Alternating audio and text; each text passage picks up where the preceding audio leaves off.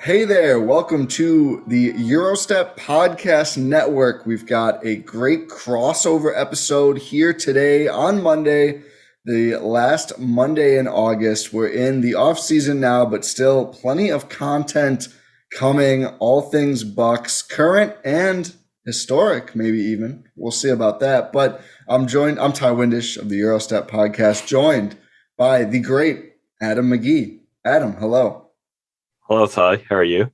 I'm good. I'm excited. I haven't podcasted, I think, since our book club pod with Miran, which was a ton of fun. If you haven't heard that, somehow go listen to our conversation with the New York Times best-selling author. Excuse me, New York Times. But I'm good. I'm excited. We're going to talk about Bud. We're going to talk about the roster a little bit. But before we do that, we should talk about something else that's also exciting. Yeah, we should. We should talk about the fact that we've launched a Substack. GSPN.substack.com, right? .com's the domain for Substack. Some of you may have seen this already on social. We've tweeted and shared about it. Jordan put up an article about Bud's extension. I followed up the next day with some details of some of the things we've got in store over the next while, like short-term and long-term at GSPN, some of the plans we have in place. So it's something that we'd all really like you to go and sign up for. You'll get articles from all four of us, I think, at some point or another, as kind of something crops up we want to explore. We all were once bloggers, some of us more recently than others. And it's an outlet that we'll have to explore some books thoughts in that way, but also just some behind the scenes stuff. We'll probably come up with some different things as we go along, but it's also what we'll use to give you a sneak peek on what's coming up and a sneak peek on some of the projects we're working on. I gave some details on some of the stuff. I guess we'll lead off with something that's coming next after you and I have done this. The next thing that you'll hear from any of us, or more accurately see from any of us, is we're going to do a GSPN Jeopardy, which Rajon has been busy at work for quite some time with questions. We've done a trial run. Ty wasn't there for it. Maybe he's going to claim he's at a disadvantage when he's losing because he wasn't there for the trial run. But it should be a lot of fun. We're hoping that works out really nicely and something that we'll find ourselves doing pretty regularly. So that will go up on the YouTube at some point over the next couple of days. We're going to have a series breaking down key figures from within the book's title run. That's going to come up mid to late September and kind of run through to very close to the start of the new season. Jordan and I are going to interview all sorts of people, friends of the show, Bucks fans, former guests on Win and Six throughout the month of September and probably into October again, just to talk about the journey of their Bucks fandom and what it means to see the team finally win a championship again. And then I guess the thing that's, the furthest out, it's quite a way down the road. It's a 2022.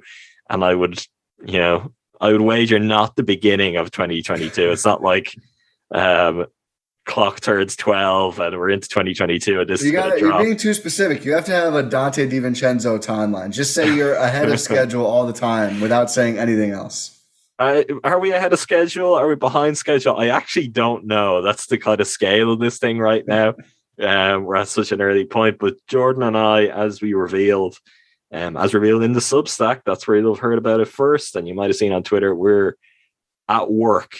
We're in the research stages on a long form narrative documentary podcast series on a specific era in the Milwaukee Bucks history. There'll be more details to come down the line. Is the shirt I'm wearing, is that nodding to something? I don't know. I've just noticed I'm wearing an Atlanta Hawks shirt, and no one will have seen that because I was avoiding them throughout the playoffs for good reason. I wasn't going to come on a podcast wearing some of the Hawks gear that I own, but we'll see. We've got all sorts that we'll get into. You'll get more details, and Jordan and I will probably start to leave some trails of breadcrumbs over the next couple of months for Substack subscribers. So if you want to get those straight to your inbox, if you want to get notification of any GSPN stuff wherever and whenever it posts, and if you want to get any articles or other thoughts that we decide to share, gspn.substack.com, sign up, and you get all of the good stuff we do straight to your inbox. Yeah, it's. I'm glad you mentioned that at the end. In addition to all this great bonus content, previews, maybe some mailbag opportunities. Who knows? We'll see on that. All free for now. The Substack entirely free at the moment. All the content. All you got to do is sign up. Also, it's just we're gonna let everyone know. Hey, this is what we're doing. Here's new podcast up. If you ever have gone, oh man, I love the pod, but I missed the last couple. Let's get sign up, get a notification. Stay up to date even with GSPN. Video is the thing, I think, too. You might have people who they check their pod feeds every day. They may not check a YouTube feed. They might have hit subscribe over there, but if we release something that goes up on the YouTube that doesn't land on a pod feed, there's a chance they might miss it. So with us kind of branching out, doing all kinds of different things, having a lot of fun with this, it makes sense. Here's somewhere where it will all go, where you'll make sure you don't miss any of it too. Exactly. gspn.substack.com. And you can find all the pod links, the YouTube and the Substack at bit.ly/findgspn. And of course, on all of our Twitters at Ti Windisch, at Adam McGee 11, at Eurostep Podcast, at Win and Six Podcast, at Jordan Tresky, at Arkady Jr. too. I mean, we're all going to share all of the good stuff as well. So we're trying to make it as easy as possible to find all of our Bucks content. Speaking of Bucks content, Mike Budenholzer got an extension, finally. Were you worried at all it wasn't coming? Because I was 0% worried for a while. Then I was like 10% worried until we got, I think, the low post. And then a couple days after, Woj reporting on TV. And then that made it seem like, okay, there's really no need to worry about this. No, I wasn't worried at all. I kind of found it weird that people were getting a little antsy about it. It had been laid out by John Horst when he gave his post-draft media availability that it's there. It's on the docket as such, but Bud was going to be heavily involved in the draft process, in the free agency process. And when all of that stuff was taken care of, it's at that point they'd sit down and iron it out. And I don't think there was probably too much ironing out on it. I'm not surprised. It taking a little bit of time too doesn't shock me. I think there may not have been quibbles over salary amounts. They may have had discussions over years though. I think it's something we'll get to, and I think we might have different perspectives on it. But I'm not surprised it took a little bit of time because they laid it out. I'm certainly not surprised that it's got done. But just won a championship with the Bucks. So he was always going to be back. It was always going to be ironed out. Yeah, I mean, I guess, with, The Last Dance coming out in the last couple of years, sometimes you just see stupid things derail even great teams. So I didn't think there was going to be a real issue, but you just never know until pen is put to paper. You just don't know. So I'm certainly glad to see it. Let's talk about, and we don't know the terms, the money. You assume it's pretty good. I mean, 2-time coach of the year, now obviously a championship coach. I'm sure Bud is Gessler was pretty good to begin with. It's even better now. I would say probably top 10 contract that's now gone to top 5 contract. Which if it is that kind of progression, that's also probably in line with his standing as a coach around the league at this point too. So that makes sense. But yeah, I don't think he'll be left wanting, or there will be too many kind of hard discussions over that element of the deal. No, especially because, of course, coach contracts, there's no salary cap. They don't count toward tax or anything like that. It's whatever you want to do. So obviously it's got to be somewhat within reason, but doesn't hurt the Bucks in any other avenue to pay Bud. So hopefully he got money for a lot of cookies. We know Bud loves cookies. But the years. So let's talk about the years. I had said... At one point, I probably said lifetime pretty soon after he won the thing, which I still would have been fine with. Bud joked 20 years. I would have been fine with that. I said 5. More realistically, I think 5 is the high end of, at least in the NBA. In the NFL, they'll give like a 40-year contract. But in the NBA, 5 years for a coach, especially for an extension. 5 years total is a pretty long time. Tacking on 5 is a very big commitment too. I like your take on why he probably went for 3 specifically, and I think I agree with it. I'm very confident. I like to think at this point that I've got a good handle on all things, but I haven't taken some of the victory laps I think I could have taken. You might be the expert. Well, I certainly came into the whole Bud as Bucks coach. That was the thing. have I stayed a little bit more quiet at times, and has it suited me to do that? Sure, I'll admit that. Did I once be like, hey, Rick Carlisle's available? Maybe. Yes, I did once do that. None of us are immune to that. But I like to think I've watched Bud coach basically his entire coaching journey as a head coach. And this did not surprise me in the slightest. I would not be shocked if the Bucks were like, here's a 5-year offer worth X amount a year. Let's sign it up. And Bud was like, how about we just extend for 3 years? Because to get through to the end of that season, so, okay, what happens at that point? That brings you through to the end of the 2024-25 season. That is the final year before Giannis is a player option. That is a player option year for Drew Holiday. So Drew Holiday could opt out and become unrestricted. And if Chris Middleton opts into his player option the year before, he will be unrestricted that summer. Brook Lopez will be unrestricted in 2023-24. Pat Connaughton, even if he opts into his 2023-24. So 2024-25, this could all be over. This whole show, it could be time to move on. Who knows? Maybe Giannis decides at that point he wants to go play elsewhere. At the end of that season, right now, I don't think that will be the case. I don't feel like if there'll necessarily ever be reason, he's done the thing that would have everyone on his back about that forever. So if he's happy to be in Milwaukee and there's something good there, there's no reason for him to leave. But if I was the head coach, and particularly if I was Bud hated every second, and he was not there for very long of the rebuild with the Hawks. He walked into the Hawks where they were really good. They were a little bit better than the Herb Cole kind of 8 seed or bust, in that they would reliably be the 8 seed at worst. 8 to 6 range was where the Bucks were kind of or where the Hawks were pre-Bud's arrival. And when he came in, Danny Ferry kind of did a mini teardown to more retool the roster. And with the combination of some smart moves there and with Bud's coaching, they actually became really good again really quickly. Most people listening, I'm sure, know about the 60-win Hawks season and whatever, 5 players player of the month, all of that stuff. Bud's first coach of the year season. That comes through the other side. Al Horford leaves. He ends up with Dwight Howard. Things just don't go well for the Hawks. Dennis Schroeder turns out to be kind of what Dennis Schroeder is to this day, rather than something more reliable, steady, that you're going to build a real top tier winning team. And ultimately there's front office change. Travis Schlenk comes in and it's like, we're rebuilding. Bud stuck around for that first season. There was never any feeling that he enjoyed it. Was that first season before Schlenk? Wasn't he the GM for a year too? He took over when Ferry's situation came to a head and Ferry was out. So in season, he became president of basketball operations, and Wes Wilcox was the GM, if I'm remembering correctly, during that time. And then coming out the other side of that, he was there for Schlenk's first season. It never seemed like he was Schlenk's coach, in part because he wasn't a rebuild coach. His heart wasn't in it. And they mutually agreed to part ways. That's how he's on the market. He ends up with the Bucks in the first place.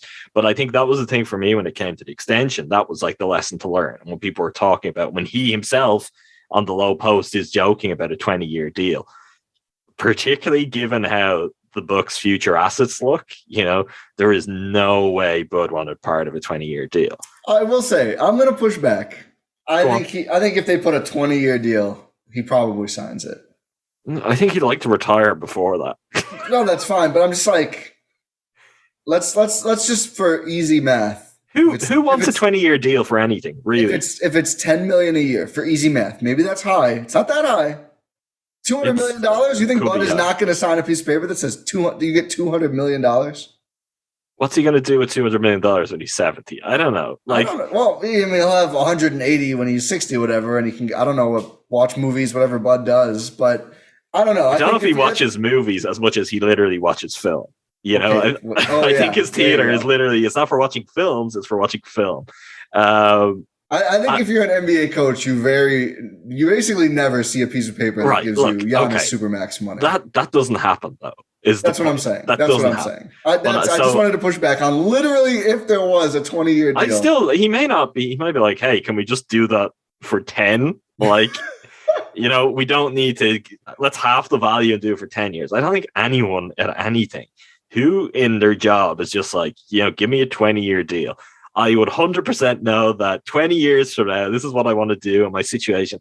Like, it doesn't make sense. I think it's less about that and more about locking in a certain Blue Wire, if you're listening. 20-year deal at $10 million a year, I'm in. Lock it down. No opt-out. I'll sign it. I'll sign it today. I've got a feeling that that offer is not going to be forthcoming. You never know. I think with Bud, there's nothing to say that he may not be in Milwaukee 20 years. Other than that's very unlikely, and that's just not how coaching works in the NBA. But I'm not surprised that he only wants to extend true to 4 seasons from now, 3 additional tacked on to what his deal had remaining. And basically, let's see how everything is. Let's see. It might just be enough that if Giannis wants to stay and Giannis is still healthy, he's still coaching Giannis. Yeah, he may well be like, let's stay. But I understand why someone would want to get to that point. And I think that's fair. So I think 3 years was good for all parties. It gives 4 years total. Like, that's some long-term security from a Bucks point of view too. There's no kind of uncertainty. I would have been a little bit more concerned if it was like, say, if he was setting a 2-year extension that would have brought him up to Middleton's player option, which could be a kind of soft date where the Bucks take a step back or things get dicey in some different way. That would have concerned me a little bit because it's dealing with a shorter timeline. So it's nice to get the 4 years and bring Drew to basically the end of everyone's contracts. Like, it goes past the Brook Lopez era, likely past the Chris Middleton or into his next deal. And you're still kind of working through where you are with Giannis and Drew. And it makes sense. Given the last 3 years, we'll say in particular for the Bucks as an organization and for Bucks fans, have been all about, as Woj was first to kind of coin it, the clock ticking. He didn't first coin the idea of a clock ticking, but he coined it for the Bucks. And in regard to Giannis, I think it's really nice that just kind of not only do you win a championship, but you come out the other side of it. It's like, oh, hey, that we can't even hear the clock. It's so far off in the distance, and Bud matching up with the players makes sense for everyone. And I would assume, let's just imagine things go really right and everyone is happy.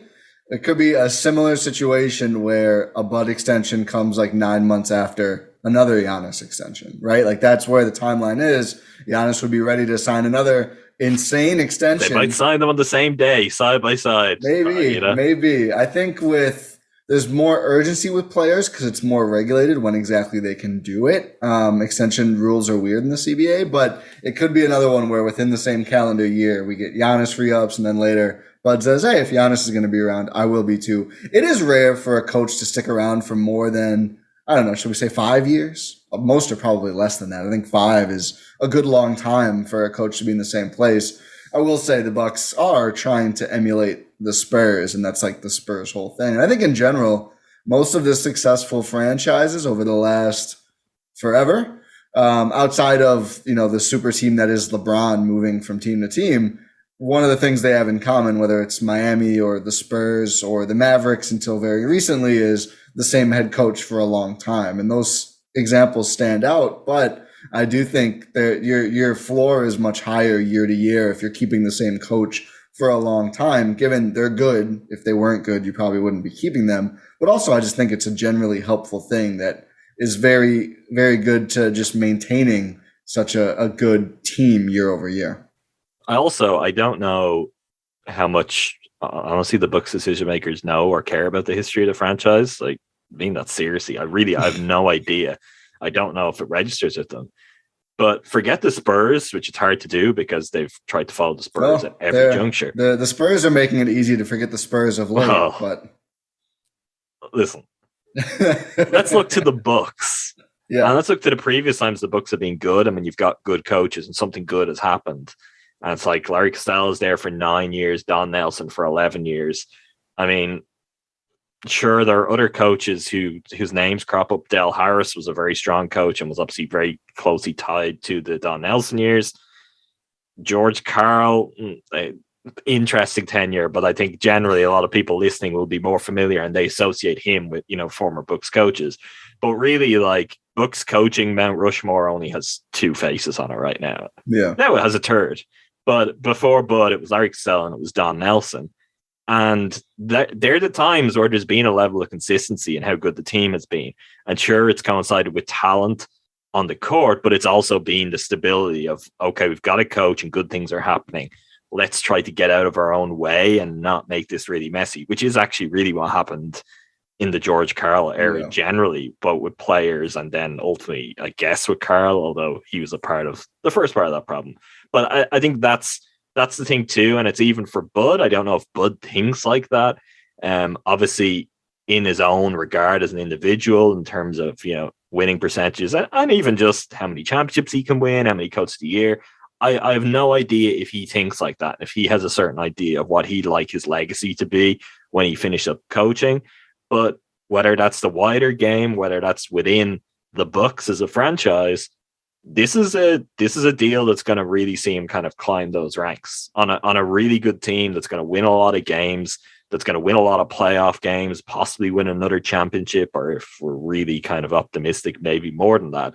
Like, this is a deal where it's in his interest to lock in, because you can get to a position where you're one of the greatest coaches to ever coach the game, and certainly one of the greatest coaches, if not the greatest coach to ever coach the Milwaukee Bucks. Because, I mean, as things stand already, he is by far and away the win-loss percentage leader, Bucks coaches all time. He's got a 71.4% win-loss percentage in the regular season, which is pretty good. He is also now the postseason leader at 64.6, which is impressive, particularly because Costello got to 2 finals. But that's the kind of area where it's like, I think it's also interesting when you think of Bud, and Bud being the coach of really good Hawks teams, with the exception of a couple of years, but mostly his final year. He's building this resume where I think all he wants to do is win. Like, all he wants to do is have really good numbers year to year. So again, matching up with the star players on this team and not being like, oh, I don't care who I'm coaching. I want to be here for whoever the second round pick that the Bucks take in 2024, 25 that we've got to build around. I want to lead that version of the team. I think Bud is very much focused on winning, which is not a bad thing for your coach to be focused on. Bud is, if the Bucks go to the finals this year, he will be top 20 all time in NBA coaching playoff wins. He's got 48 right now, which is 27th, tied with Stan Van Gundy. If he gets up to 60, he'll be tied with John Kundla for 18. He'll be 3 behind Rick Carlisle. So certainly some very. He's only 52. That's because the thing I think people forget about Bud.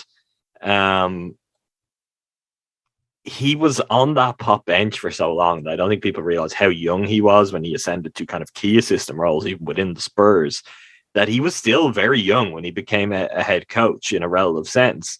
So at 52, I mean, even by the standards that, are there historically and we still see around the league, like, even if it's another 15 years he coaches for, it's a lot of time to climb those ranks. Like, I think his place in the game is going to be really interesting by the time he finishes coaching, and his place in Milwaukee is going to be, I guess, the bulk of that. But it's looking good for Bud right now. Yeah, he's also 33rd in regular season win-loss percentage total. The Hawks tenure holds down the Bucks tenure a little bit, but yeah, Bud on track to be an all-time great coach. All right, I was wrong. I'll admit it. I know you've been waiting for this. I was about to prompt it. I was like, "You've been waiting for this." I thought this pod was going to come out a few days ago, and then I thought I was going to be doing this with Jordan, and if you weren't on, I was going to make fun of you. I was like, "Look, he's dodging the podcast. He's dodging. He doesn't want to apologize, but here you are, Ty." So it's only a half apology. I still believe, based on past performances, specifically in the bubble, all the indicators were Bud was not a good enough playoff coach. But, and this is a point you made, and I'm going to give you credit as well as Bud. You always kind of said, essentially, not to paraphrase too much, but do you want to go out into the wilderness and take the chance on somebody else, or expect that Bud will either improve or just find a groove or whatever you want to say? And everyone, Bud himself, the organization, nobody wants to say like he coached better this postseason. I think he did. Like I just that has been said though. I don't know if it has. I think ownership and even Horst have said that. Like, and not in a. They haven't put down what he did the previous years to do that, but I do think they've said on record he has got better and he's continued to coach the team up. Well, that's what I think happened, and I think the improvement is what makes the difference. And I think part of it really it did. Part of it was on Horst in getting better personnel. And I think there was a lot of very healthy give and take between the team and Bud. Specifically, I think Drew and PJ being the defenders they were. I mean, PJ pleading in pressers like, don't help, just let me defend KD. But I'm not saying, Bud deserves zero credit. PJ and Drew were everything on the coaching side. They weren't. Bud does deserve credit. He was still the guy. And the way the Bucks are built, this Spursian model, it's not a team where they're going to like ignore the head coach, or there's not going to be a meeting where Giannis and Chris go into John Horst's office and say fire Bud. That was never going to happen, right? They were going to listen to him.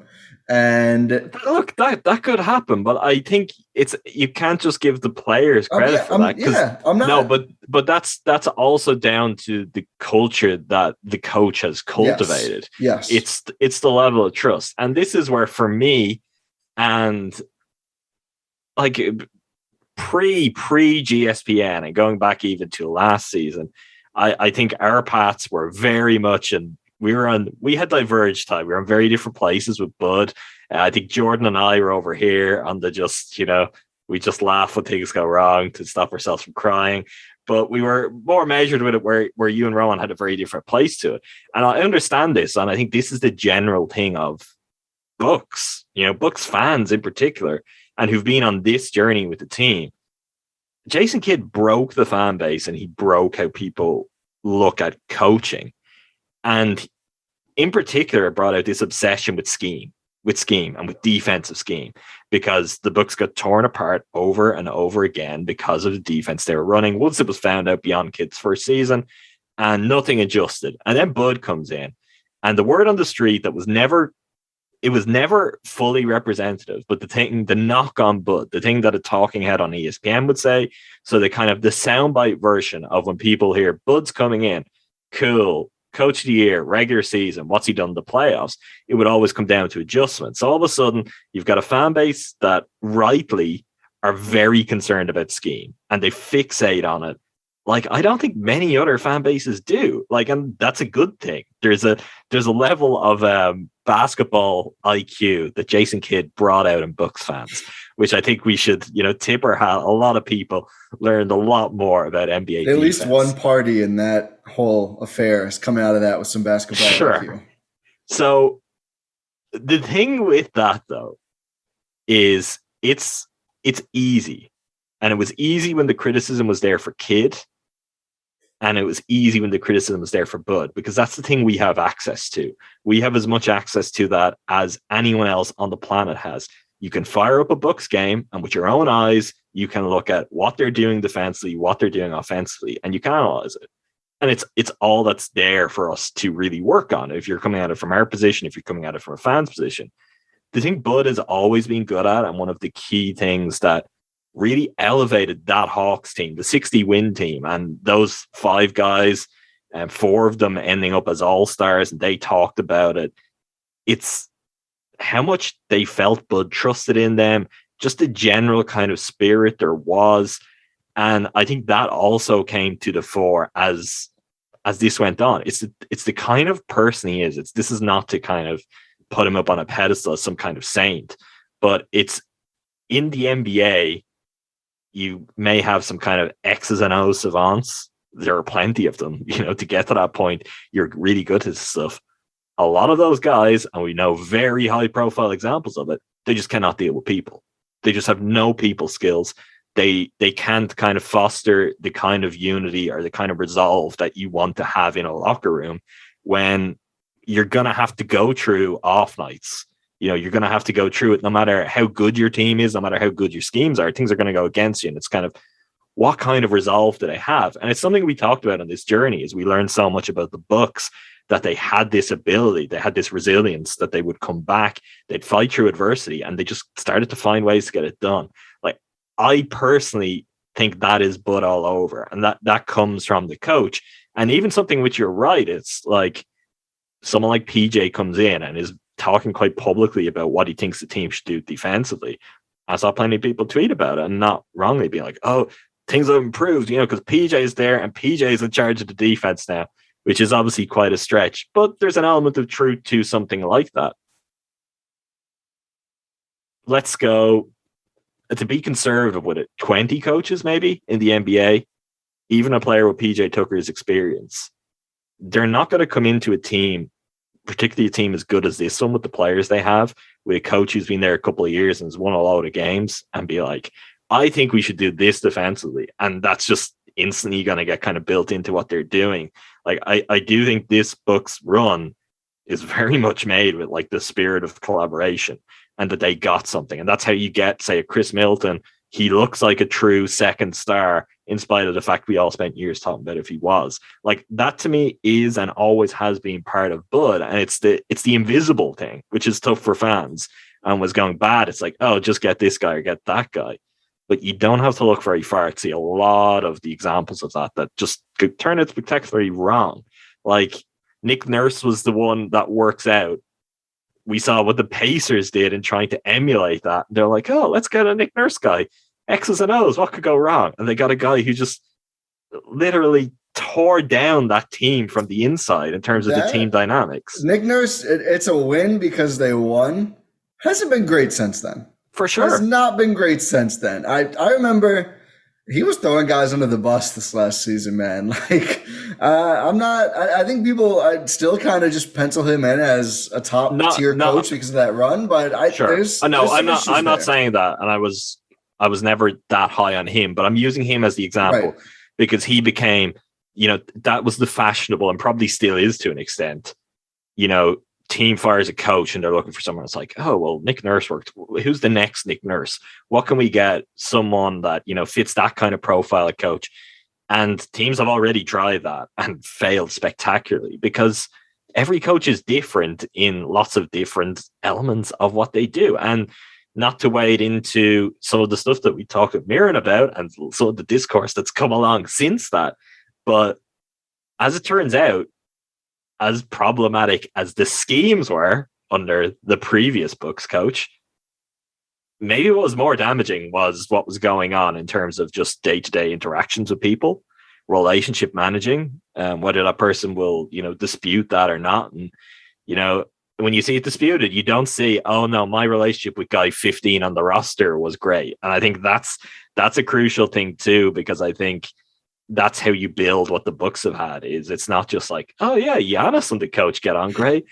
Like, that's not what it's about. Of course, Giannis and the coach gets on great. Every coach Giannis ever has will get on great with him because otherwise they're going to lose their job. Like, there's no winning in that one.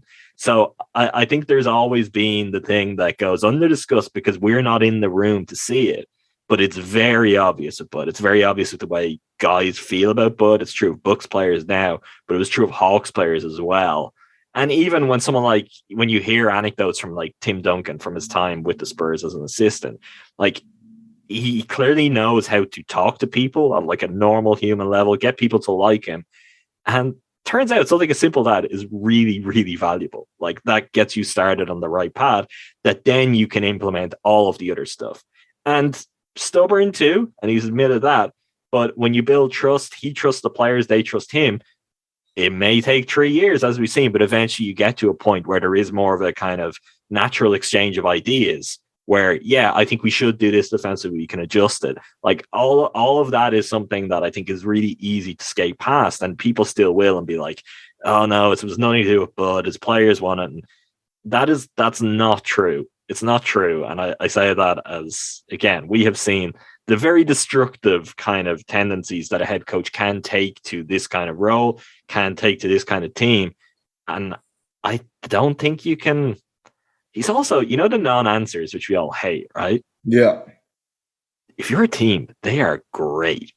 When does Bud cause any problems internally for the players, for the front office, for the owners? Like, that's if you're a professional coach, that's really what you should do. That's not what media wants. It's not what fans want. But if you're just going to like basically go in there half asleep and bat away all the questions, like your players are never coming to you because, oh, well, you said this about that guy. Like that is a skill. It's not a skill that any of us like. It's not a skill that does Bud favors in terms of the outward perception of his intelligence or of his wit or of him as any kind of charismatic figure. But guess what? None of that actually matters. It's about how all of that comes across to the players in the locker room. And with that, like that's again an example of something that's like, okay, well, when we come to work, he's here to work with us and what we're doing stays in here. Like maybe someone wants to pull me up on that. I can't think of even one instance where Bud has come close to like airing anyone's dirty laundry in public, calling anyone out. Like even players that, you know, maybe they deserve that. They were non-essential to begin with. When the weird Tom thing happened, I don't think Bud said anything about that. That was his first season, right? Must have been. Yeah, it was pretty. And when the Bucks were just rolling off wins. But like I say all of that to put together, I guess the part of this that we haven't talked a lot about over even the playoff journey, because you have to talk about the basketball side of it. But I think it's a really crucial part to what Bud is as a coach and why they win a championship and why we're now here talking about an extension. Yeah, no, I agree. I think this is something that kind of dawned on me either in the finals or after the finals, especially as you mentioned, kind of reflecting back on the Kidd stuff. And while we were talking, I was even thinking like, because I just don't want to talk about Jason Kidd anymore ever again. George Karl even, right? Like George Karl, I think it fits the description of like maybe a more X's and O's coach, kind of just had one thing. It's honestly kind of Bud-esque in terms of like, I have my system. Oh, just in terms of system. Just in terms of system. The knocks on him as in an X's and O coach are almost identical before the season, but, and I'll let you take the Bud. But like the opposite of all the other stuff that you just talked about, building a culture, you know, fostering good feelings off the court, et cetera, et cetera. Karl would have been trying to get one of Chris or Brooke out of here directly after 2019 and blaming everything on somebody being lazy or something else, which he's still doing on Twitter to this very day. He might hear this and subtweet me. I hope so. Don't even subtweet. Come on the pod, Adam McGee 11. I'm ready, George Karl. I've been waiting years. I'm ready. We'll, you know, your day will come. Honestly, for the Ray Allen trade, I mean, yeah, I think that deserves a deep dive at one point. That was a disastrous. I've read some stuff, Ty. I've read some stuff even recently. There's some stuff out there, quotes buried like deep in the recesses of the turn of the century. And I don't think people would believe or remember just how messy a lot of that was. Furious George. You know, so yes, that's a great example because it's a coach that in many ways they fit the same profile, except in one way where they could not be more different. And George Karl, to be clear, George Karl is a great coach, like basketball coach, X and O's, one of the greatest coaches of all time. There's a reason he piled up all of the wins he did. There's also a reason that like he's still to this day involved in like public disputes with Boogie Cousins and he's like tweeting stuff about Melo. It's bizarre, but that says a lot about what's missing from his resume too. And even in you mentioning, you know, the players that back in 2001 would have got shipped out immediately or got the blame, or if Karl was coach now, how that might have happened to Chris Middleton or Brook Lopez. That's the other thing too. Bud took the heat. You know, he never said anything about it for us to be like, oh, he took the heat. But we know he took the heat. That didn't fall on other people. It fell on him. He was made into the very kind of public scapegoat where you went on social media. That was the way. And by the time we got to the next series and when things did not look so good and when Carlisle got fired, like it wasn't just at that point Bucks Twitter, it was the national discussion was like, Bud is a coach and can he do it? He took all that heat, like, and by not saying anything about it, you're not pushing it off onto someone else. You're being like, yeah, sure, okay, leave the attention on me and let my players go and play their game. Like I do think all of that is valuable, and that might be rarer. You know, take might out of it. I think that is rare in the NBA. Is a coach who will do that. It's because they're all like at the absolute elite level in terms of their understanding of the game, their ability to coach guys. But what can be missing, because you get, the 20-year deal put in front of you, like Ty, but you get these massive amounts of money and there's cameras everywhere, you're surrounded by some of the greatest athletes on the planet, ego comes into it. So it's the people who can just like remain decent people with those players and manage, working relationships, care about them as people. That is not, it's not insignificant at all. I think it's actually kind of crucial. And there's other examples of that too, like someone like Frank Vogel when he got the Lakers job, kind of a weird pick in a lot of ways because he'd been out of the league for a while. Vogel is kind of Bud-esque too, though, in personality. So. Like, I do think there is something to those guys, particularly if you've got good enough players. They may not get the most if you're coaching up a team always, but if you've got players, it's like you're good enough to win a championship. I think that profile of coach is kind of ideal. I mean, I think even coaching up teams, both guys got pretty undermanned star power teams to the conference finals. But so just to sum up on Bud, I think still not a perfect coach. Still would like to see a little bit more. Really, for me, it's now offensive ingenuity. I think we've seen the defense come a really long way. Hopefully that's something, this is the second full year of Chris Drew Giannis, right? I mean, they acquired Drew in the offseason last year, so it wouldn't surprise me. I think it's kind of funny. There's this urge, maybe it's more of a national thing, to look at the Bucks as like a very finished product. That was year one of the new iteration of the Bucks. And they won it all. So I think there's just this urge to pencil them in as, that was the peak and everything else, whatever, they're going to fall apart now. I think they still have room to grow. I think they will grow, but Bud's not perfect. He's a very good coach, maybe a great coach. And he's clearly, here's what matters. He's good enough to win a championship because we saw it, right? There's no debate. We saw it. And you can say whatever about injuries or whatever else. Doesn't matter. That's the playoffs every single year. He's good enough to win a championship. We have the proof. He's not perfect. I'm probably going to get mad at him. Perfect coach does not exist. Yeah, exactly. Like you're going to get mad at any coach. This is the thing. This is like Steve Kerr is the example now where everyone can kind of see a lot of Steve Kerr's flaws. When the Warriors were just rolling off stuff, like those flaws were very much visible still to Warriors fans who were watching every single game. Like you could see the things where you're like, oh, well, that's not great, but hey, it doesn't matter because we've got the greatest collection of basketball players ever assembled. But it's like, there's always, you can look to another coach. And if that is your team and you're watching every game, there's going to be stuff you're not going to like. Perfect coach doesn't exist. Like Bud is a very, very good coach. And yeah, he's good enough to win a championship. And that is all that matters. He's a great extension. Keeping him around is great. Anytime you can retain championship pieces, it's a good thing to do. You want to get better as well, but staying championship level is actually harder in sports than winning one for the first time. So that's the Bucks' new challenge. They've got a new roster to try and do it again. We want to look over it. I'm sure we'll do maybe more detailed, lengthy overviews of the collection of talent here, maybe position by position at some point. Really, we don't have a final roster yet. The Bucks have until basically the first day of the season, so after training camp, to make their decision. They're going to have to release someone. They could bring back that someone on a two-way if they were so inclined, but they are going to have to release a player at some point, either Mamadi Diakite or Elijah Bryant. But I think more importantly for now, let's just Adam, take a look at the state of the Bucks roster and just share some takeaways. We haven't really done this since they finalized all of their moves. I think the farther we get from the gut punch that was night one losing PJ, the more I look at this and go, their roster is actually better than it was when they won a championship last year. And that's pretty exciting. And it's also significantly younger too. Yeah, 100%. The roster is better.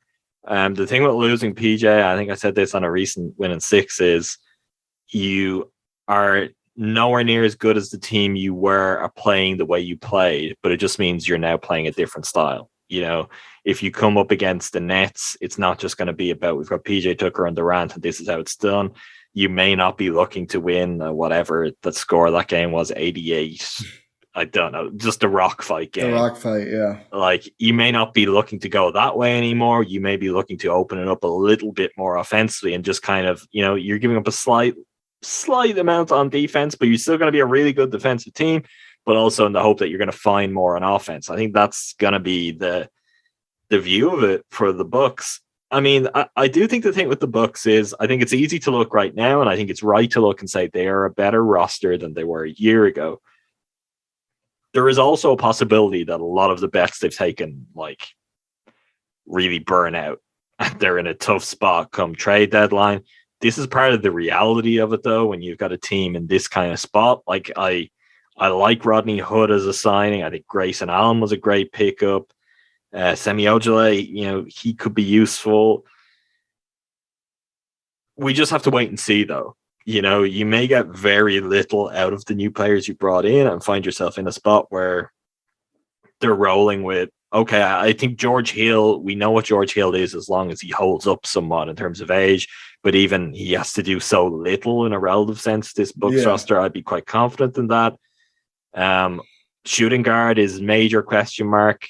Like, it's a question mark because Grayson Allen could come and just make that spot his own and be the starter on this team and a key piece going forward.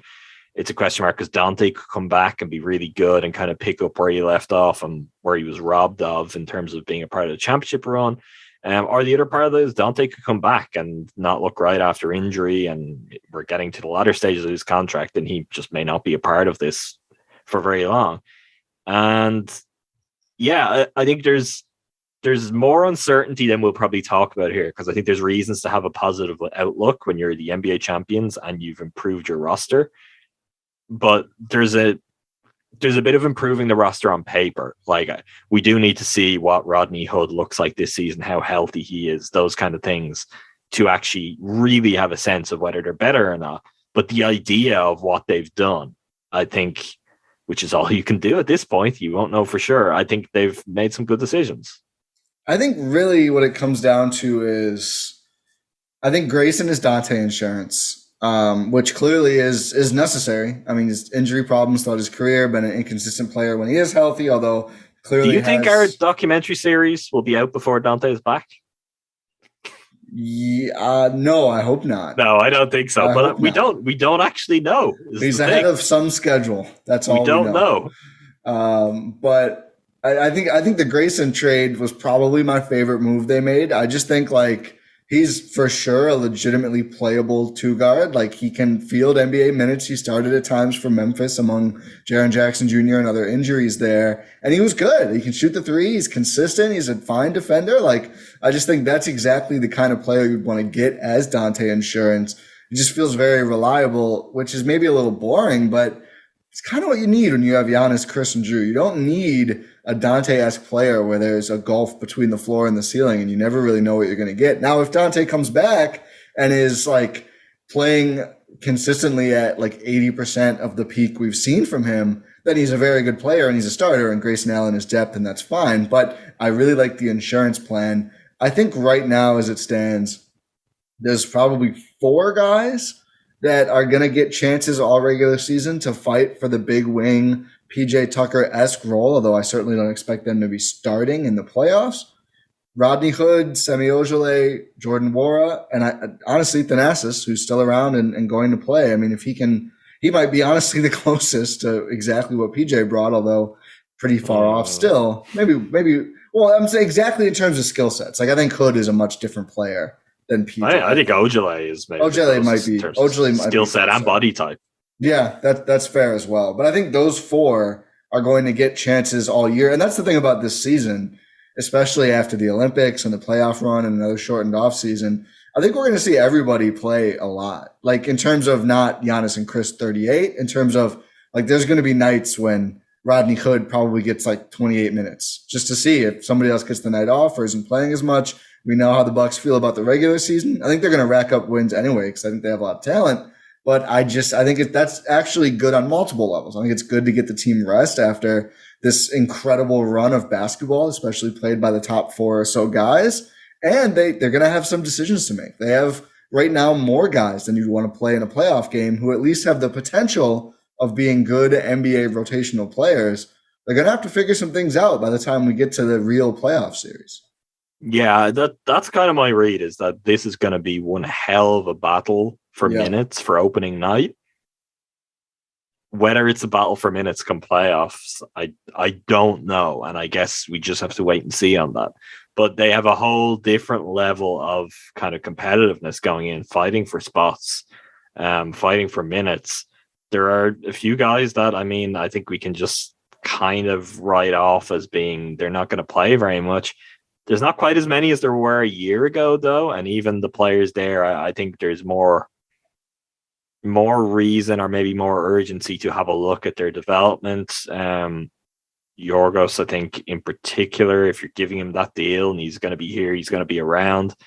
He's still young enough that I think it's very different to some of what they were doing last year, where it'd be like, oh yeah, the young guys. It turns out the young guys were not that young at all. So a very different kind of profile of prospect in terms of what you're looking to develop.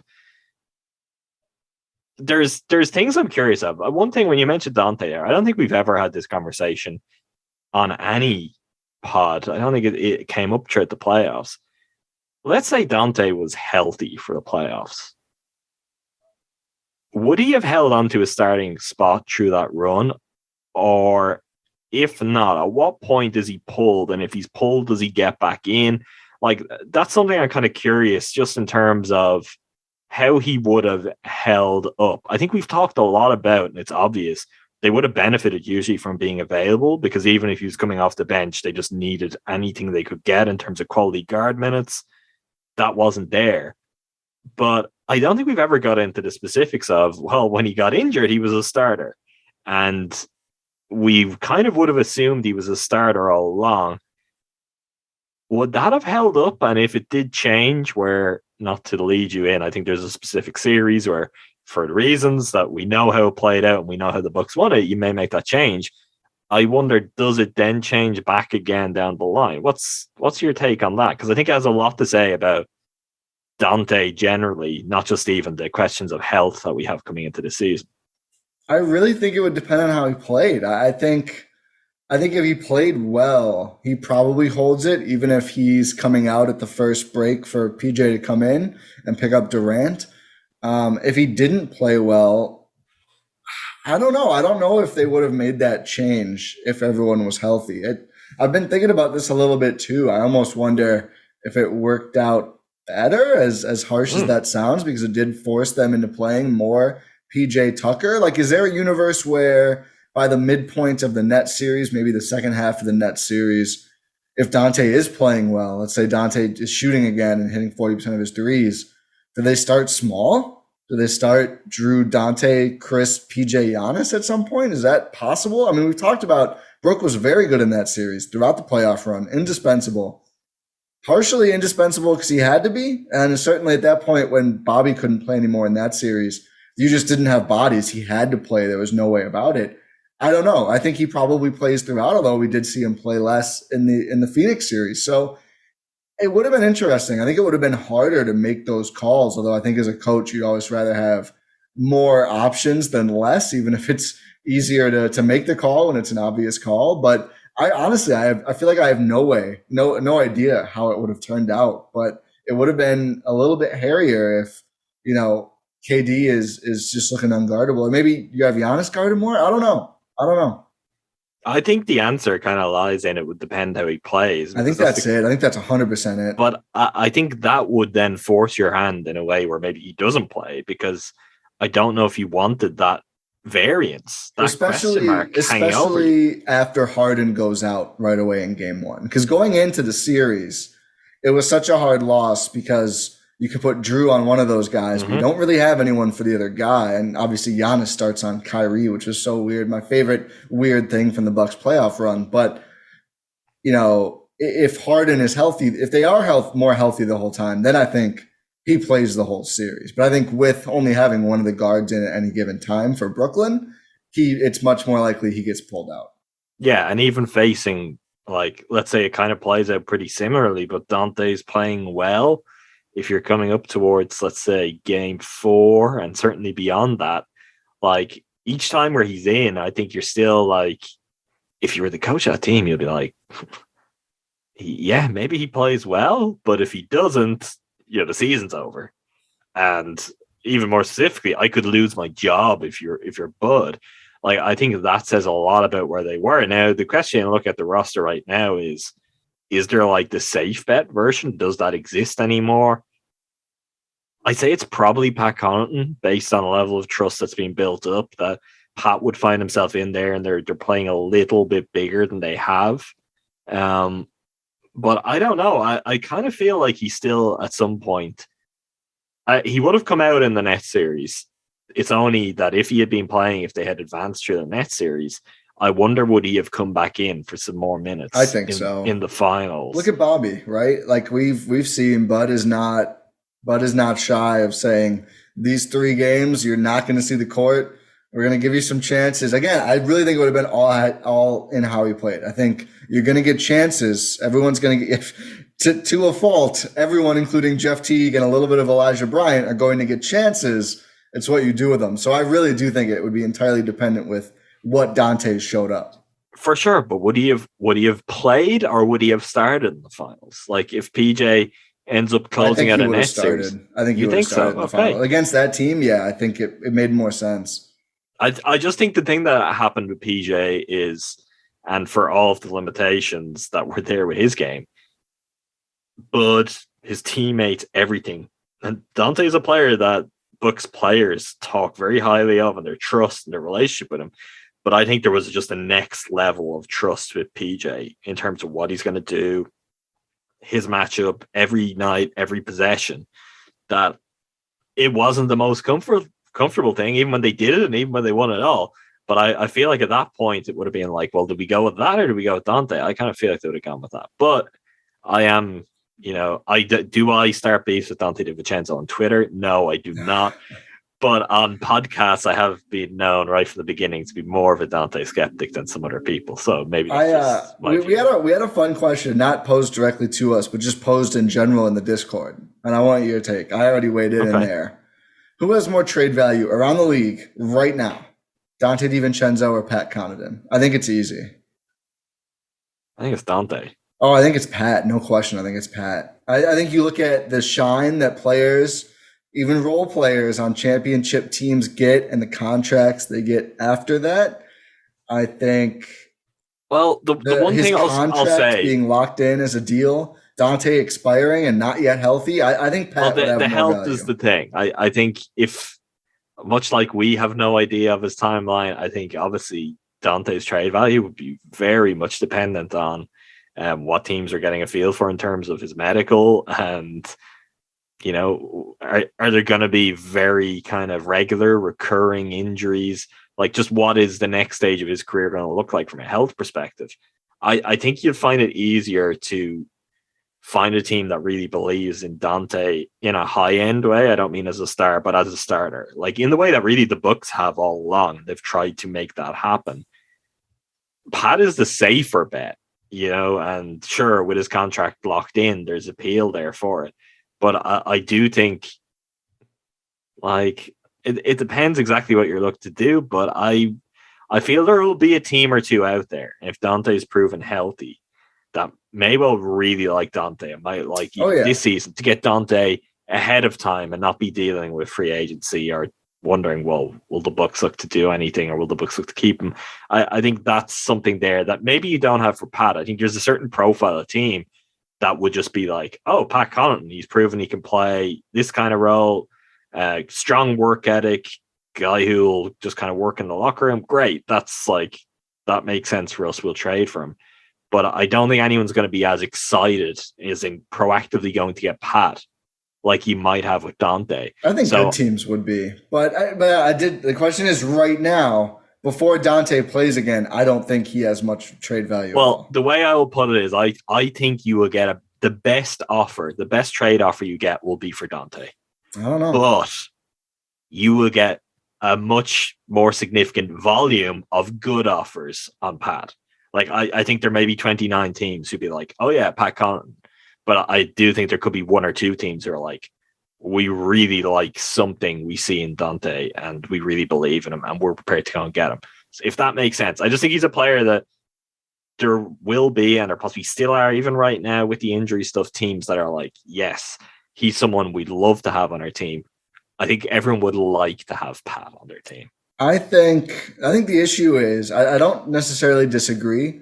I think Dante is in the worst possible position for a contract year because he's never gotten a substantial NBA payday. He's made money, but he's never, 8 figures annually or anything like that. And he's not healthy to start the year. And he's like a proven starter, sort of, but was out obviously for the playoff run and has been in and out of the lineup. Like I just think it's tough to say we're going to give up, a good draft pick or a good player for a guy who's going to play part of the season, and we have to pay him right after that. Like teams get scared about paying guys they're not sure about. That I think the Bucks probably are in that exact position right now too. Hence the Grayson Allen trade. Although really, even if they had firm belief in Dante, getting Grayson get scared when they have to pay players they know about too. That's true. And even if they intended to keep Dante, if you can get Grayson Allen for Sam Merrill in 2 seconds, you pretty much always do it because it's just an objectively good trade. I do think looking at the roster, like a 4/5, maybe a forward who can play 5, something like that, maybe just a 5 even. I do think we'll see a big, probably. I don't know. Would you say a true big, like a center, a no doubt center, or a PJ I think it has to be someone who can play 5. Like it could be if they decide to ultimately just go for a true big, that's fine. Bobby will play more at the 4. I think there's certain configurations where that will suit him better anyway and make a lot more sense, and you work that out. If the best big you can get for what you're looking for is kind of a 4, but they're able to hold their own at the 5, I think that works too. Maybe it works better because you just have more, depend on the player, if it's actual literal switchability on the court, but you have more, I guess, more diverse options in that you end up with a front court rotation where there are combinations of, this guy's at the 5, this guy's at the 4. Like there's nothing with that that's kind of, there's no downside to that. But I think they need someone who can play center because right now it's Brook for me. I know Bobby can back him up at the 5. I know Giannis can play some 5. One of those things I don't think you want to do in the regular season at all. And I do think the other one of those, there will still be series in the postseason where you will not want to see it. Like Bobby came up big in the finals, helped the Bucks to get there. He is also someone that they deemed unplayable against the Nets.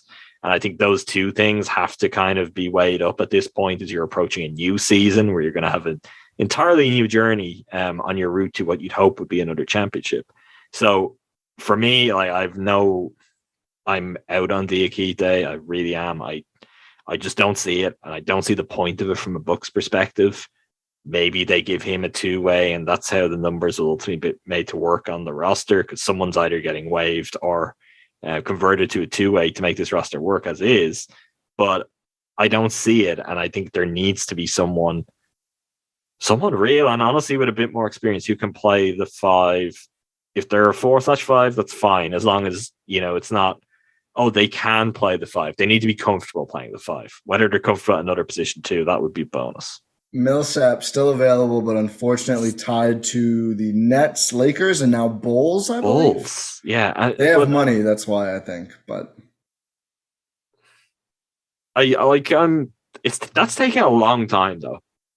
He's sitting there. I'm not surprised. And I said this a while back. He's a guy who there's going to be a market. I don't think he's going to start the season unsigned under any circumstances. So he does have the luxury of being like, I guess I'll just wait and see what happens and see who offers and decide on my situation.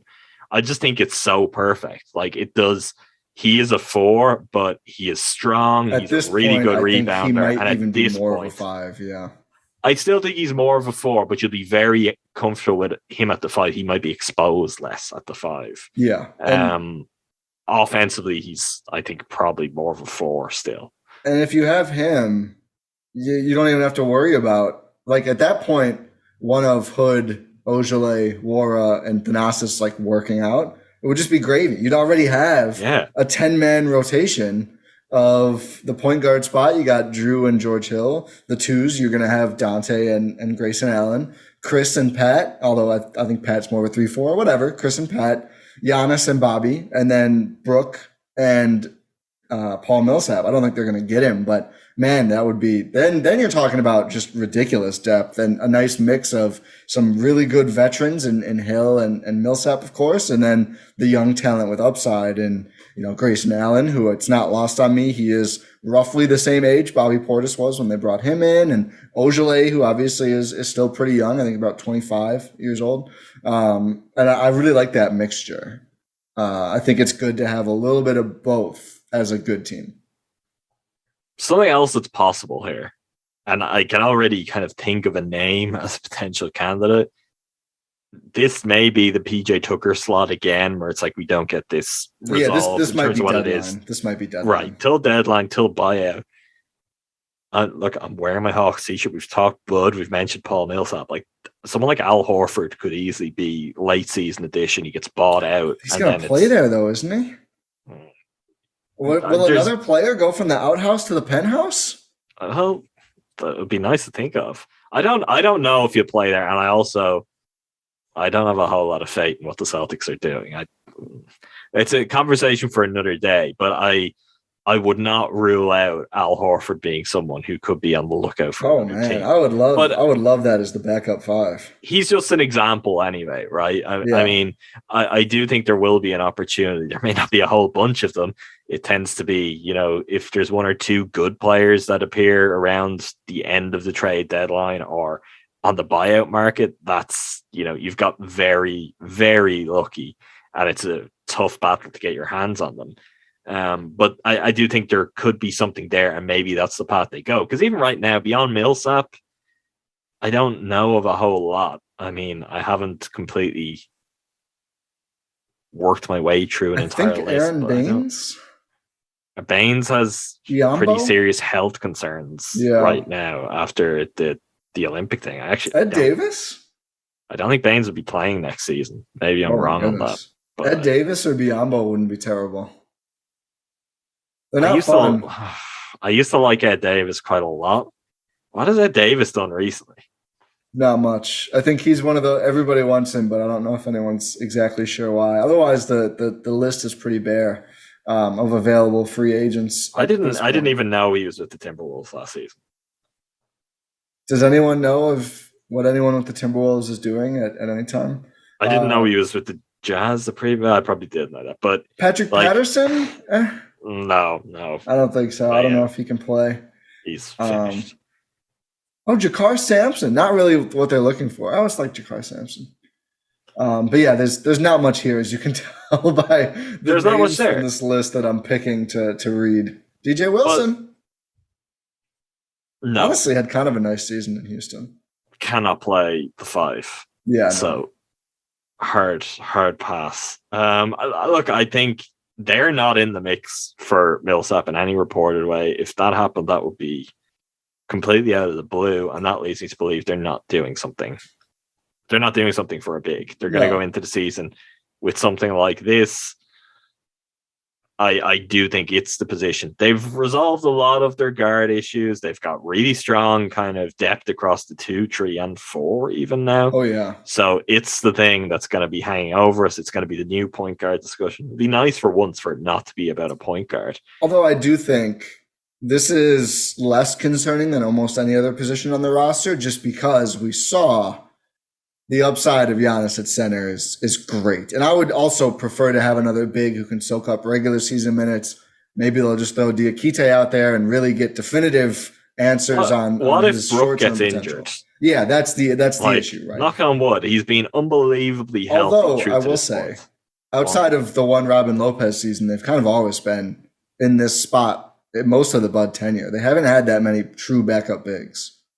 Mirotic was like a big deal for depth when they got him. Like, they haven't had that many true backup fives. They've just gotten lucky that Brook Lopez plays every single game except one every year. Well, I think other than Robin, I think the only season where they had actual centers is Bud's first season. Did they have Henson? They had Henson and Ton. Yeah, and both guys end up traded. Yeah. So by the time the playoffs come around, you're not in that position.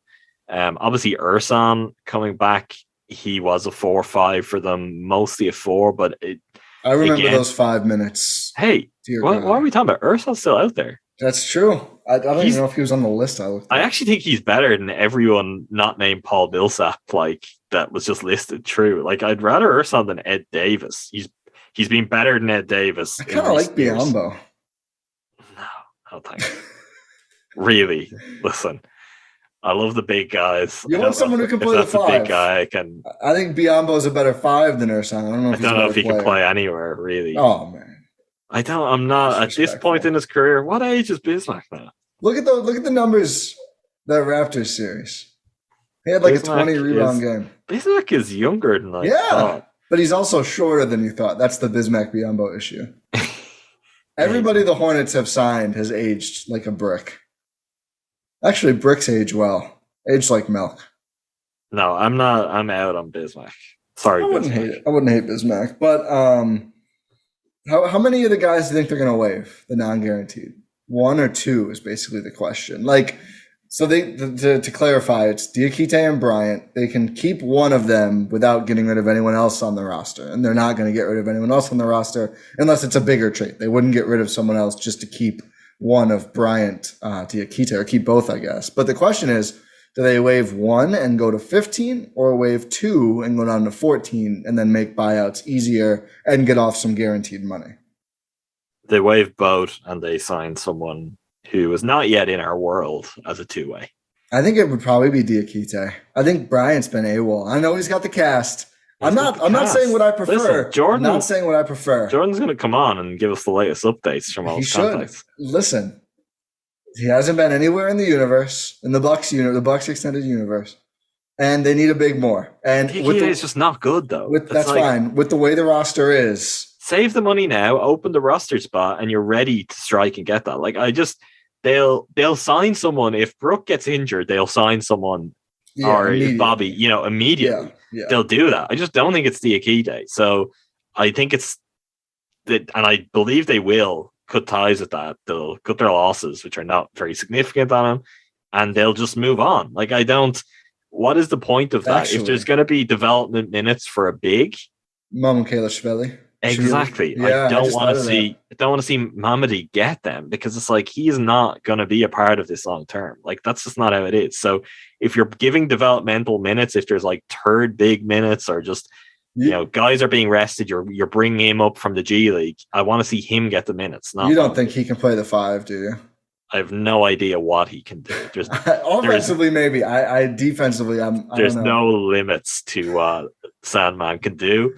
But no, from what I've seen so far, I don't believe it. But like, is he any less of a 5 than Diakite? I don't have an answer on that. I think he is. I have issues with Diakite's size and age too. I think Diakite is closer to a 5 than Mamu, but maybe Mamu. But that's just because of how they play, right? Well, yeah, I mean it's important. I mean, yeah, but maybe this is just a whole new type of 5. Maybe he's about to revolutionize the game. Like this is you've got Jokic's one step, and then I don't think this is going to happen, but I do think there's going to be a center who will come along and is playing closer to the mold that Mamukashvili is, and that is going to be the next stage of, like, Giannis was the equivalent of that for power forwards. It's like, oh, eventually someone's going to come on with this spot, and it's like, oh, they can do all the things they need to do in terms of defense. They are rebounding, and certainly Sandman is not in position to do that. I've got the 2 candidates. Sorry. Okay. I know it's going to be one of Derek Favors, Mike Muscala. They're both currently on the Thunder. It's got to be. Nobody wants to stay there. I like Favors quite a lot. I think Muscala, actually. I would take either. Muscala is fine. I mean, I have watched quite a bit of Mike Muscala over the years. Bud has very much got the inside track on Mike Muscala. I don't know if what he will have taken from that will be to like rush to John Horst's office the moment that Muscala's available and be like, get me Mike Muscala now. Like he's fine. Yeah. The interesting thing with Muscala is it's closer in some ways to a Brook approximation than they've ever really had, although I'm being very generous on that. It's closer to a Brook offensive approximation, and he's fine. He can be solid defensively. I think I like Favors more too. Favors is just better. Like Favors, I think could have had the same Millsap thing if he'd got out of the Jazz at a certain point, gone to the right team. Like I really think Favors' career has just kind of faded away because he stayed there for so long when Gobert was their guy, and it just never got to have the kind of role or the kind of season that I think he could have had elsewhere. So I've always really liked Favors, and Favors even as someone like a few years younger than just turned 30. I like Favors as a guy that if you get in and it works, you bring him back, and it's maybe a different version of what your starting center could look like over the next 2 to 3 years. You know, just buying those couple of years extra that you're not going to have a Brook in terms of age range. But I've always liked Favors. Favors and Portis would be a pretty solid front court bench duo. I think they'd play together pretty well. Very well. And Favors would also do a good job of covering over some of the things that can be concerns with Bobby. And it's just a steadier presence. Like I think the dynamic between them would be really good. Yeah, I think Bobby adding the spacing to Favors' front court when Favors is really you find him in the paint. That's where Derek Favors is going to be. Unfortunately, I think it would have to be a buyout for Fav. I think, he's still the biggest contract on the Oklahoma City Thunder this year before Shea's extension kicks in is Derek Favors at $9.7 million. Next closest is Josh Giddey at 5.9, their freshly drafted rookie. They are well below the salary floor.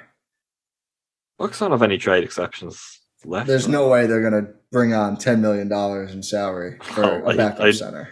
For sure. Because trade exceptions need more tax at this point. Yeah, more salary than you currently have.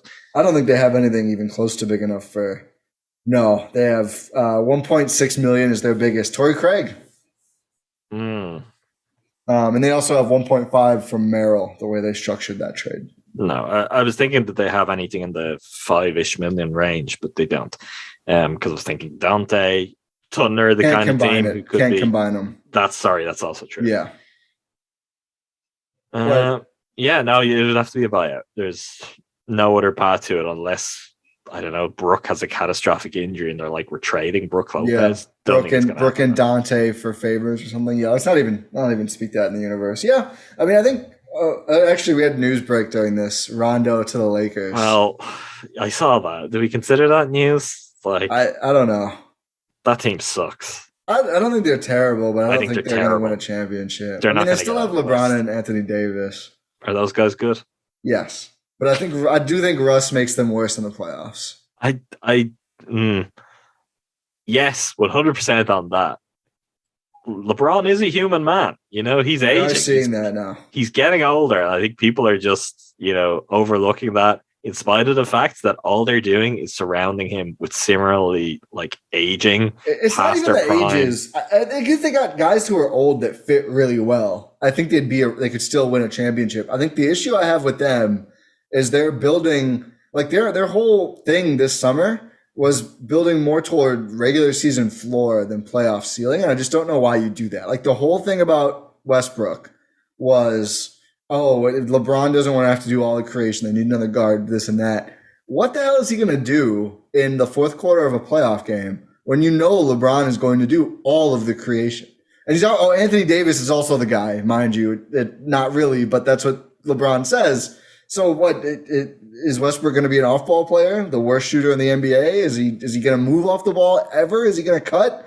He's going to cut once in one game, and there's going to be a whole media cycle about how LeBron has changed Westbrook, and then he's not going to do it for another month because he never does it. He never does anything when he doesn't have the ball. He doesn't do anything on defense. I just think if I know they wanted him, they couldn't get him, but if your old guy is Chris Paul and not Westbrook, I think they're really, really good. I still think they're going to win a lot of games, but I don't like what their priorities were. They used all their juice on a player that I don't think is going to help them when they need help the most. Who cares if you don't win a ton of regular season games? Just lose some. It doesn't matter. They put stock in a weird championship. They put stock in that was something real and repeatable that in normal seasons was going to hold up, and they're kind of trying to repeat that model. Anthony Davis's shooting in the mid-range and from three has never looked like that before or after. It's like time has gone on anyway. The clock keeps moving. So the version of LeBron is older. I mean, AD is undoubtedly great. I don't think he's great enough unless you're getting a version of LeBron that's fully healthy and doing all of the LeBron things, that we associate with him at his best. I don't think Anthony Davis is a good enough second best player. And Russell Westbrook does not help that, because you're only going to probably take away from what Anthony Davis can be. That's to me, and it goes against, I guess, what was conventional wisdom from the moment Anthony Davis stepped into the NBA. But he's just like a lesser Giannis. He's Kevin Garnett. I think he's very similar to me. No, I'm not having that. I think KG is very much a better player. But key to that anyway is look at the difference in the moves they made in their career. So KG goes from the Timberwolves, where he couldn't get it done, but I was doing a lot more than Anthony Davis was doing with the Pelicans. I think that's a big thing. Yes, aside from one season. One round farther? But I also just think in terms of his own individual, the consistency of his individual he performance stayed healthy too. I think that is a big which role. Is crucial. Yeah. But it's you've got that. So I would give him a slight, there's not a massive difference. I give KG a slight edge on who he was when he left the team that drafted him over AD. But more importantly, then he goes to a situation where ultimately when it comes together, he was probably the best player. Yeah. But it's also built out in a way that's really logical for how best to utilize him. Ray Allen, Paul Pierce, that worked. That made sense. Those guys were not old either. You've got, think of how long ago that was. Rajon Rondo was key on that team, and now Anthony Davis is having to actually play with Rondo. It's wild. I don't understand it at all. So that's the thing. For as good as AD is, one, his health is just a constant question mark, which is a problem when you're the only young star on your team. It would be great if the young guy on your team was reliably healthy, because LeBron is going to get injuries now. It's just the way it works. So I do not like that team at all. I do not think they're good. I will continue to beat this drum until they potentially win a championship and I have to eat humble pie on it. But they're not the best team in LA. I don't think it's close. I think it's close with Kawhi not playing this year. Oh, yeah. If that's what we're talking about, though, the Lakers aren't even a contender. Oh.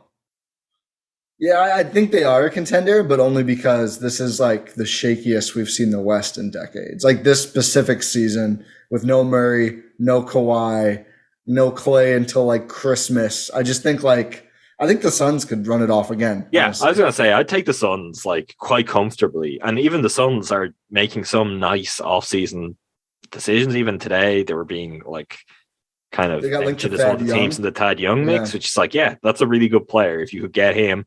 Particularly also looking at how they lost, who they lost to. It's would that guy be useful in a series against the Bucks? Be really good for the Bucks too, quite honestly. Really good for the Bucks. But that's 100%. And even you're saying no Clay till Christmas. Christmas isn't that far. I think the Warriors could do it too. If Clay comes back and the Warriors can actually stay healthy, there's no comparison between that team and the Lakers. The Lakers, I would not have. We've had the conversation now. I would not have brought that up as relevant breaking news, because I don't take them seriously. They could go out in the first round.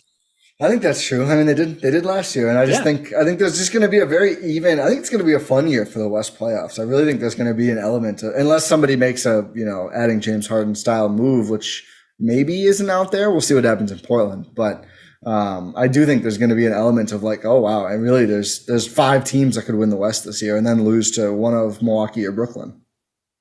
For sure.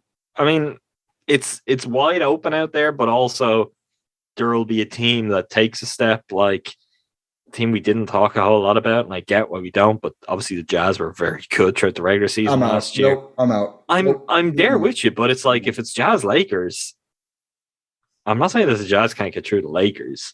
So a lot of in the West seeding is going to really matter, and it's going to depend when you get a team. And if things break your way, or if, as the Suns did, if you can be the team to knock someone off early, it's okay, well, our path is now clear. There's no one to stop us from doing whatever.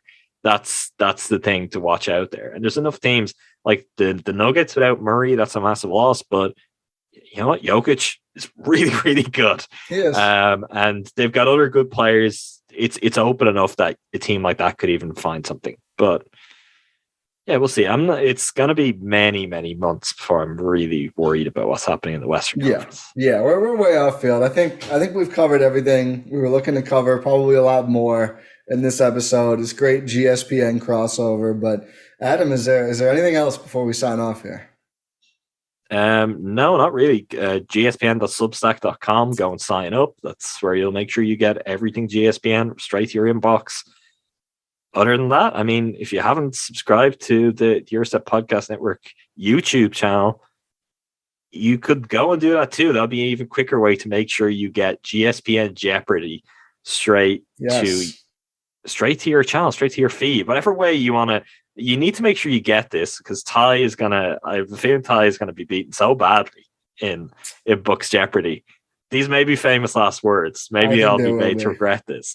But I'm just going on a gut instinct I have, plus the fact that you yourself, Ti, admitted you felt like this may not go very well. It's just like Giannis saying, maybe nothing's different before the Heat series. That's just what you say publicly. That's not... Of course, big time Ti is comparing himself to Giannis. Yeah, who else would I? But you do not want to miss the Bucks Jeopardy. No. So you want to subscribe. Here's the GSPN, support GSPN roadmap. Go to bit.ly/findGSPN. 1, subscribe, rate, and review on your podcast platform of choice. 2, subscribe and hit the notification bell on YouTube. Find this very episode of the pod, the Jeopardy we're going to do this week, and much more Bucks content on the YouTube. 3, the Substack, which will also be at that link, but also found at gspn.substack.com.